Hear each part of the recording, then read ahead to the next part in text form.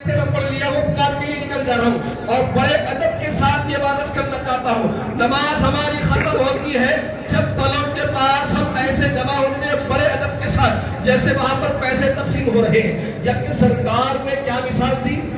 مومن کی مثال مسجد سے ایسی ہے جیسے مچھلی کی مثال پانی سے ہوتی ہے. جیسے ایک مچھلی کو پانی کے بغیر سکون نہیں ملتا ویسے ہی ایک مومن کو مسجد کے علاوہ سکون نہیں ملنا چاہیے. اور منافق کی مثال کیا ہوتی ہے؟ سرکار نے فرمایا ایک پرندہ ہوتا ہے پنجرے کے اندر اور جب اس کو چھوڑ دیا جاتا ہے تو ایسے ہو جاتا ہے لمحوں میں اپنے پنجرے سے نکل گیا. سرکار فرماتے ہیں منافق کی مثال اس پرندے کسی ہے جو پنجرا کھلتے ہی نکل کر چلے گیا. اور ہم اپنے زبان حال سے یہ دعویٰ کر رہے ہیں کہ یہ مسجد پنجرا ہے اور پھر ہم یہ چاہتے ہیں کہ میری قبر ٹھنڈی ہو جائے اور پھر ہم یہ چاہتے ہیں کہ قبر میں راحت مل جائے. ہماری آرزو یہ ہے کہ مدینے کی موت مل جائے. ہم یہ تمنا کرتے ہیں جنت البقیع میں ٹھکانہ مل جائے. گھر سے مسجد کو ہم نہیں پہنچے ہیں, اپنی اولاد کو گھر سے مسجد تک نہیں لائے ہیں اور پھر قبروں کے ٹھنڈے کرنے کے ہم دعوے کر رہے ہیں. عزیز دوستو بزرگوں, اعمال بہت بڑی چیز ہے, اعمال بہت بڑی چیز ہے. اس لیے اللہ نے کہا تھا فَمَن يَعْمَلْ مِثْقَالَ ذَرَّةٍ خَيْرًا يَرَهُ وَمَن يَعْمَلْ مِثْقَالَ ذَرَّةٍ شَرًّا يَرَهُ. اس لیے عزیز دوستو بزرگوں, اعمال کو غنیمت جانیے. ان گرمائی تعطیلات کو غنیمت جانتے ہوئے آپ اپنی اولاد سے یہ وعدہ کریے. بچہ ہے, چھوٹا ہے, بھئی اگر تم نماز کا مکمل طریقہ سیکھ لیے میں تمہیں فلاں جگہ پر لے کر جاؤں گا. اگر تمہیں 10 سورہ یاد ہو گئی, 40 حدیث یاد ہو گئی, یہ تحفہ تم کو دوں گا. اگر آپ انعامات کا لالچ دے کر اپنی اولاد کو سکھائیں گے انشاءاللہ اللہ آپ کو اتنا نوازے گا. اور پھر یہی اولاد, یہی وہ بچے جن کی ہم تربیت کی فکر کر رہے ہیں. سرکار نے کیا فرمایا؟ اپنی اولاد کو ادب سکھاؤ. سرکار نے کیا فرمایا؟ اپنی اولاد کو دینی تعلیم سکھاؤ.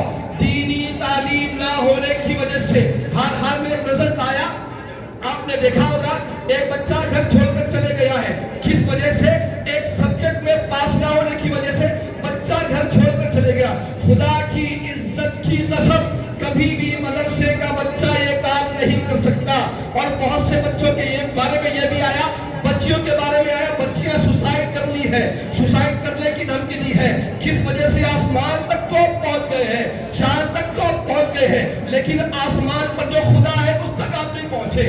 اور اس آسمان کو اپنے اشارے سے 2 ٹکڑے کرنے والی ذات تک ہم نہیں پہنچے, ہماری اولاد نہیں پہنچی. اس وجہ سے آج ہم پریشان ہیں. بھئی اولاد ستا رہی ہے, بہت سے مختلف معاملات ہمارے سامنے ہیں. سب سے بنیادی غلطی یہی ہے, یہ غنیمت کے موقعوں کو ہم ضائع کر دیتے ہیں. یہ 40 دن, 1 مہینے کو آپ اپنے بچے کے مستقبل کے لیے, فیوچر کے لیے اس کو دینی ماحول سے جوڑ دیجئے.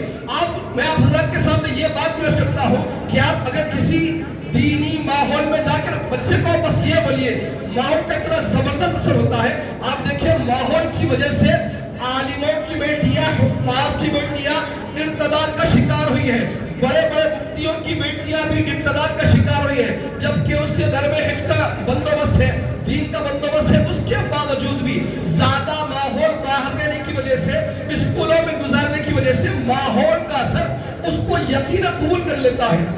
ویسے ہی اگر آپ اپنے بچے کو یہ کہیں بھائی جا کر آپ کو کچھ کام نہیں کرنا ہے, آپ اس سے یہ بھی مت کہیے کہ نماز سیکھو, قرآن سیکھو, یہ بھی مت کہیے.